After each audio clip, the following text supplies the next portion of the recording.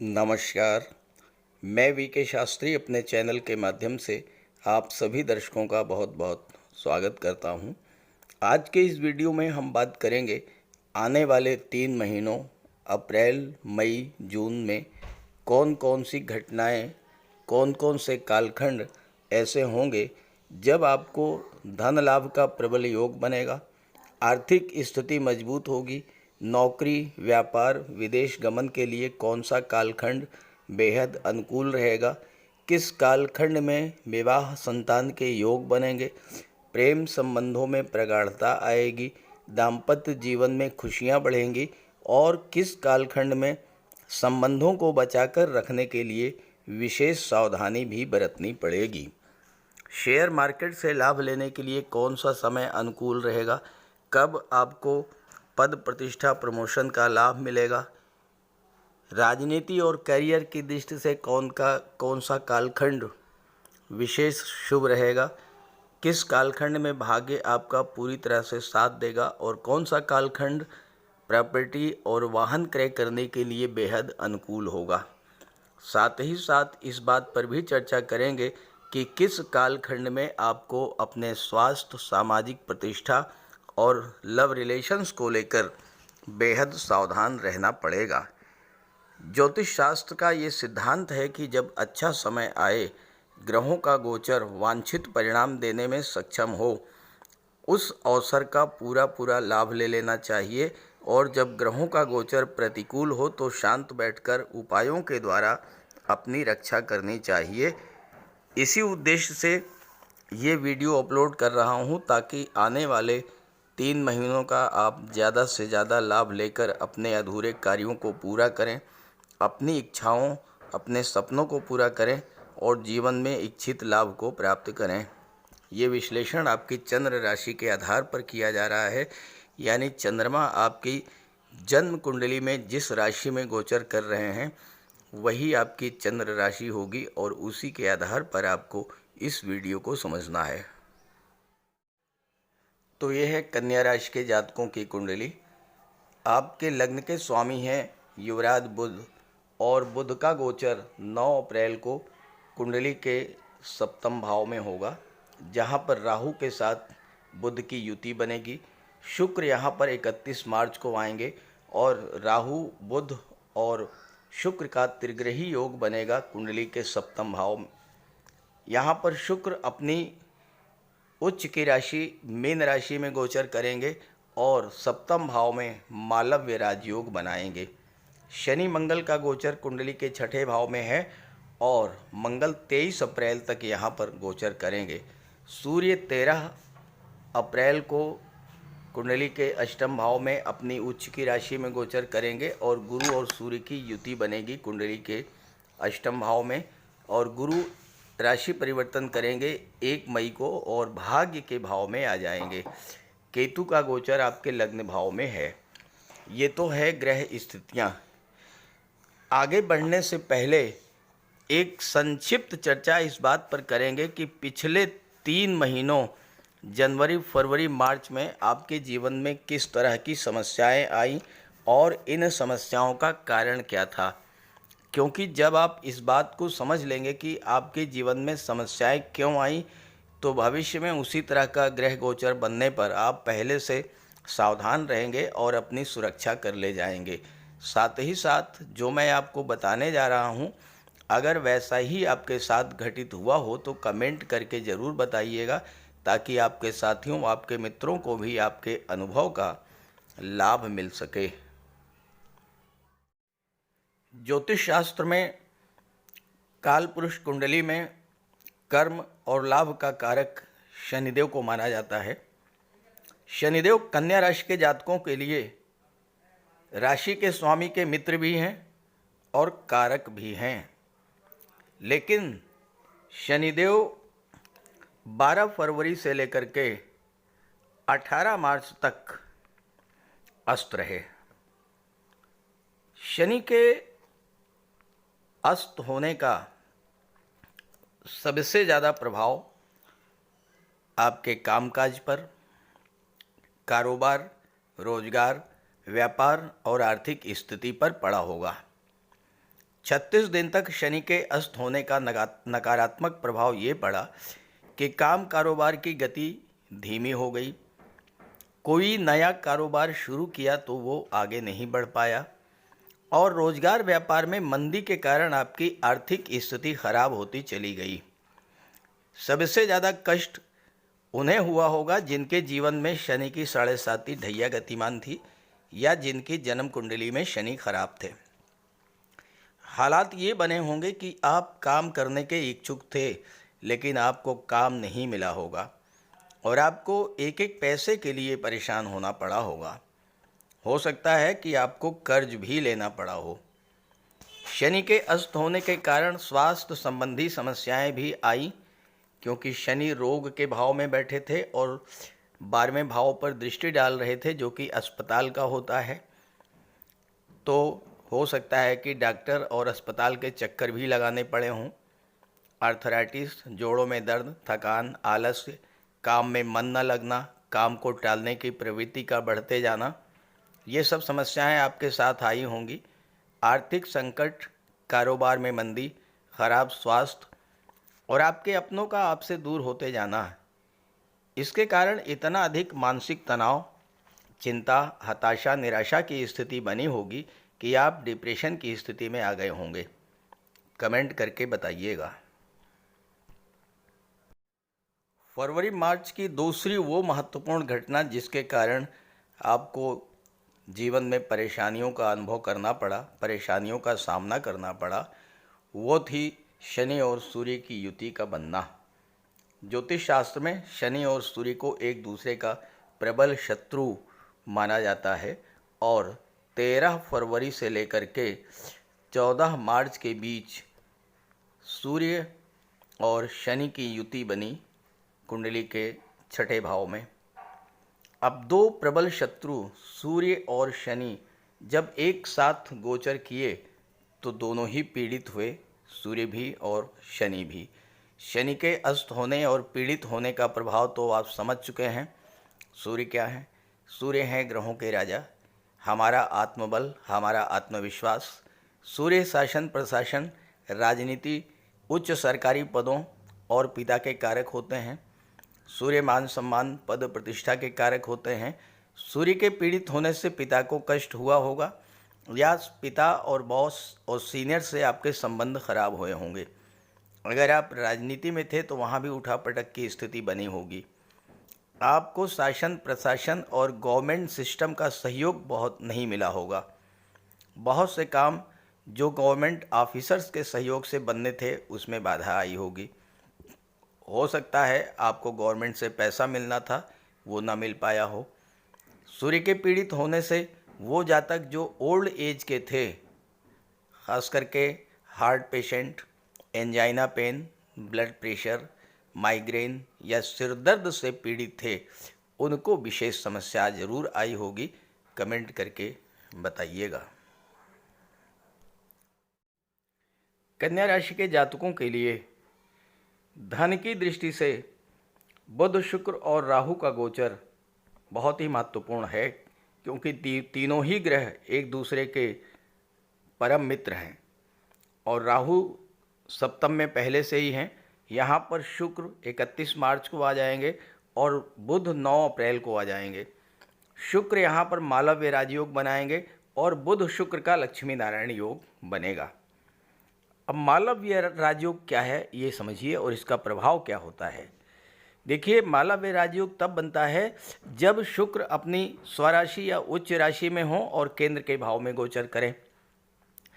तो यहाँ शुक्र अपनी उच्च की राशि में है और 7वें भाव में है जो कि केंद्र का भाव है, तो मालव्य राजयोग बन गया। शुक्र धन के कारक हैं और मालव्य राजयोग एक ऐसा राजयोग है जो थोड़े ही समय में आपकी धन संबंधी समस्याओं से मुक्ति दिला देता है। अगर आपकी जन्म कुंडली में शुक्र मजबूत स्थिति में हुए तो ये निश्चित है कि आपको जीवन भर धन की कमी नहीं होगी। गोचर में मालव्य राजयोग बनने से आपकी आर्थिक स्थिति में सुधार आएगा और आपके धन का भंडार दिनों दिन, दिन दूनी रात चौगुनी गति से बढ़ेगा क्योंकि शुक्र आपकी कुंडली में धन के भाव के स्वामी हैं। शुक्र कला और सौंदर्य के कारक हैं और इस समय आपका लगाव कला और सौंदर्य में बढ़ेगा। आप अपने व्यक्तित्व पर फोकस करेंगे क्योंकि शुक्र की दृष्टि लग्न पर पड़ रही है और मालव्य राज्यों के प्रभाव से आपके भीतर एक ऐसा आकर्षण उत्पन्न होगा जिससे वशीभूत होकर लोग स्वतः आपकी ओर आकर्षित होंगे। शुक्र प्रेम को, आकर्षण को बढ़ाने वाले ग्रह हैं और इस समय आप अपने कैरियर, प्रोफेशन, शिक्षा, संतान, व्यापार, व्यवसाय के प्रति गहरा लगाव महसूस करेंगे और जब आप पूरे मन से कार्य करेंगे तो कार्य में पूर्णता आएगी और आपको सफलता मिलेगी और धन की प्राप्ति होगी। और यहाँ पर शुक्र 31 मार्च तक रहेंगे, जबकि बुध जो है 9 अप्रैल तक रहेंगे। और राहु का प्रभाव ये होगा कि राहु बुध और शुक्र के बल को 5 गुना तक बढ़ा देंगे और राहु की दृष्टि जो पड़ रही है वो लाभ के भाव पर पड़ रही है। तो ये समय जो है धन की दृष्टि से, धन के संचय और धन के प्राप्त करने की दृष्टि से बहुत ही महत्वपूर्ण होगा।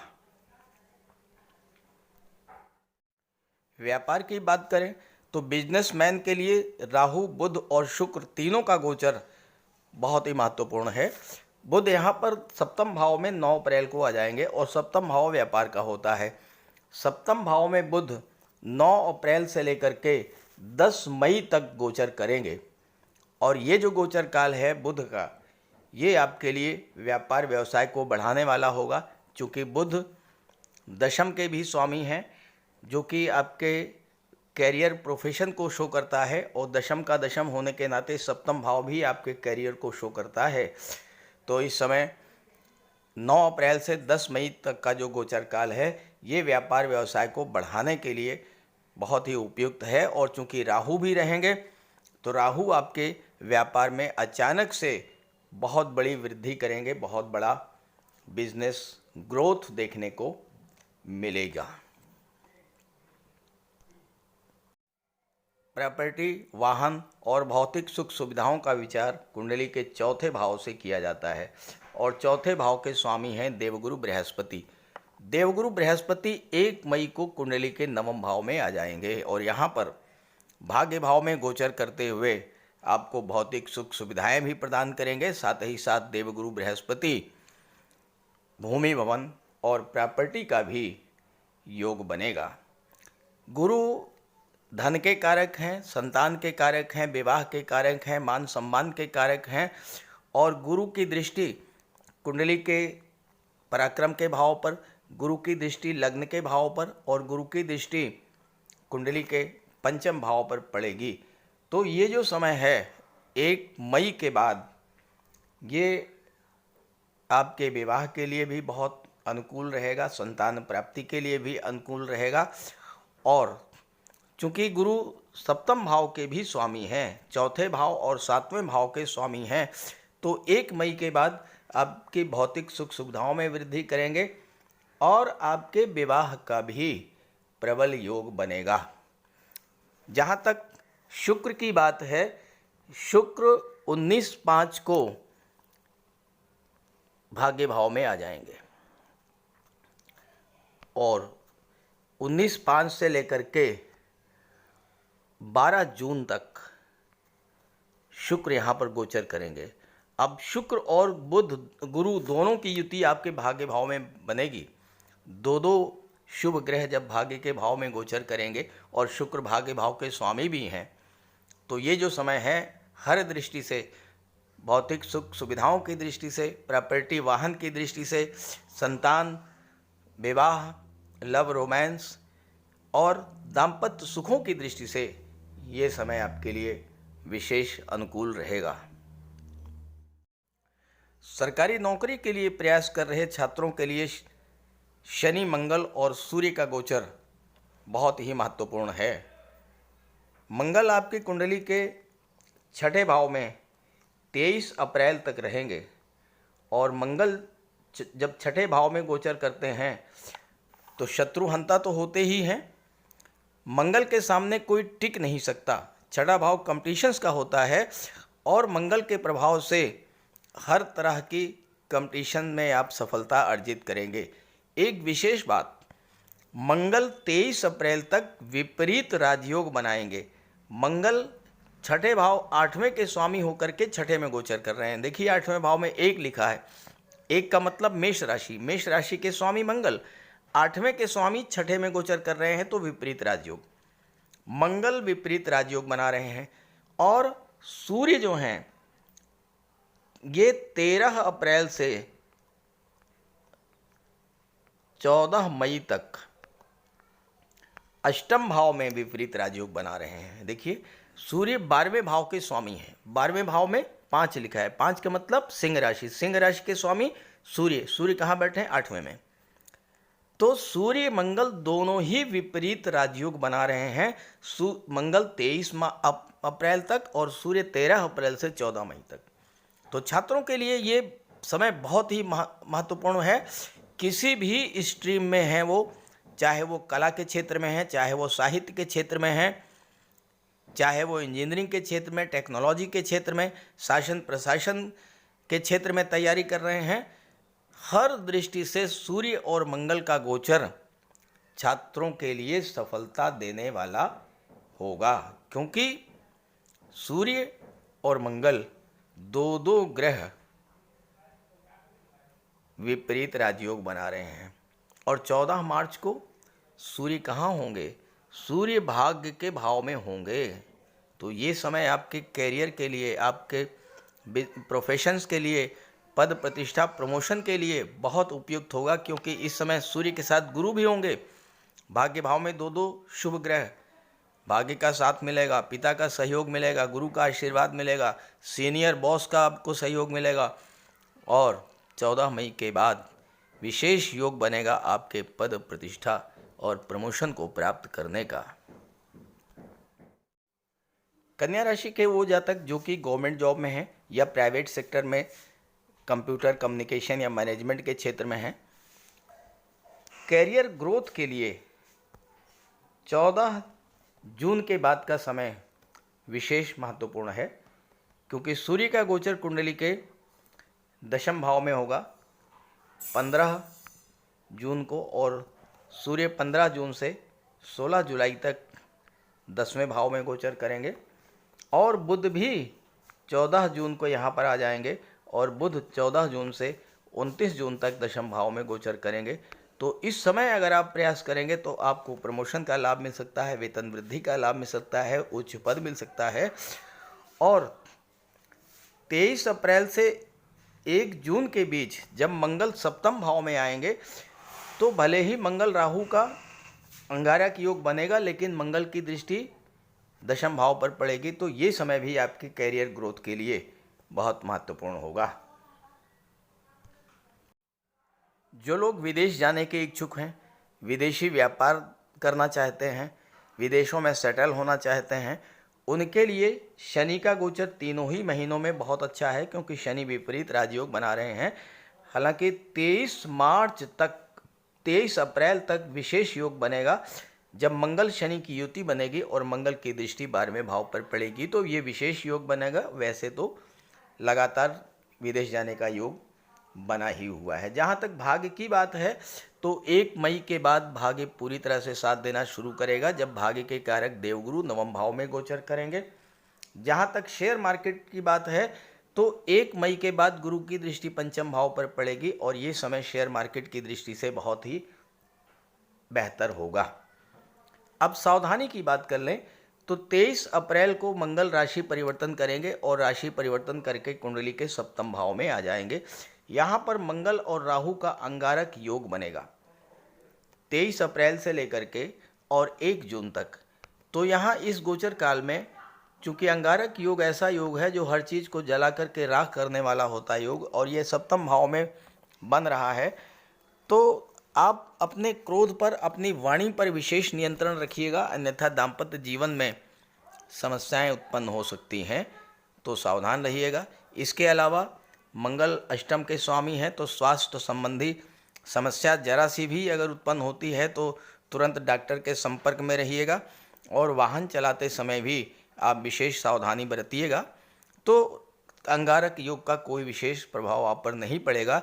मुख्य बात यह है कि अगर आप अपने वाणी पर, अपने व्यवहार पर संयम रखेंगे और जल्दबाजी में कोई निर्णय नहीं लेंगे तो किसी तरह का कोई नुकसान नहीं होगा। तो ये वीडियो, ये जानकारी अपने साथियों मित्रों को भी शेयर कीजिएगा। नमस्कार।